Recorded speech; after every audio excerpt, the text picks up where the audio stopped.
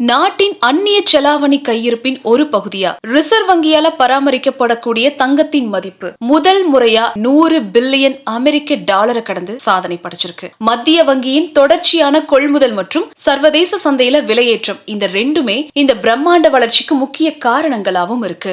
Reserve வங்கியின் வெளியிட்ட தரவுகளின்படி October 10ஆம் தேதியோட முடிவடைந்த வாரத்துல இந்தியாவின் மொத்த கையிருப்புல இருக்கிற தங்கத்தின் மதிப்பு சுமார் 3.595 பில்லியன் டாலர் அதிகமாகி 102.365 பில்லியன் டாலரா உயர்ந்திருக்கு. கடந்த 10 வருஷங்கள்ல இந்தியாவின் மொத்த அந்நிய செலாவணி கையிருப்புல தங்கத்துடைய பங்கு கிட்டத்தட்ட 2 மடங்கா உயர்ந்திருக்கு. இதுக்கு முன்னாடி 7% குறைவா இருந்த தங்கத்தின் பங்களிப்பு இப்போ கிட்டத்தட்ட 15% உயர்ந்திருக்கு. சந்தை ஆய்வாளர்கள் இத பத்தி என்ன சொல்றாங்கன்னா, நாட்டுடைய மொத்த அந்நிய செலாவணி கையிருப்புல தங்கம் இந்த அளவுக்கு பெரிய பங்கு செலுத்துறது அப்படிங்கிறது 1996-97 வருஷத்துக்கு அப்புறம் இதுதான் முதல் தடவை அப்படின்னு சொல்லியிருக்காங்க.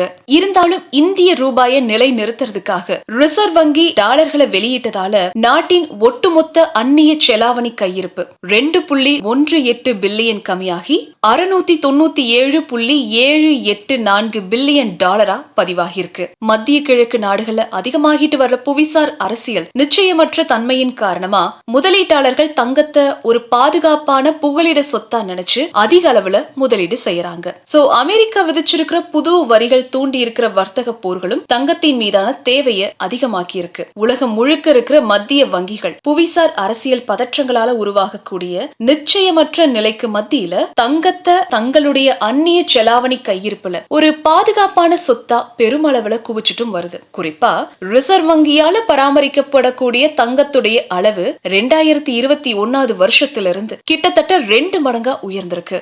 சீனாவுக்கு அடுத்தபடியா இந்தியா தான் உலகின் 2வது பெரிய தங்க நுகர்வோர் நாடா இருக்கு. நாட்டின் தங்க தேவையை பூர்த்தி செய்ய இறக்குமதியை நம்பியே இருக்கு. திருமணங்கள் போன்ற விழாக்கள்ல மணமக்கள் பரிசளிக்கிறதுல ஆரம்பிச்சு குடும்பங்கள் மற்றும் தனிநபர்களுக்கு ஒரு பாதுகாப்பான முதலீட்டு வழியாவும் ஒரு அடையாள சின்னமாவும் தங்கம் அப்படிங்கிற ஒரு விஷயம் நம்ம இந்திய கல்ச்சர்ல ஆழமா வேரூன்றி இருக்கு. சோ இந்தியாவின் இந்த குறிப்பிட்ட தங்க கையிருப்பு அதிகரிப்பு அப்படிங்கிறது நாட்டின் பொருளாதார நிலைத்தன்மைக்கும் உலகளாவிய முதலீட்டாளர்களின் நம்பிக்கைக்கும் ஒரு சாதகமான அறிகுறியாவும் பார்க்கப்படுது.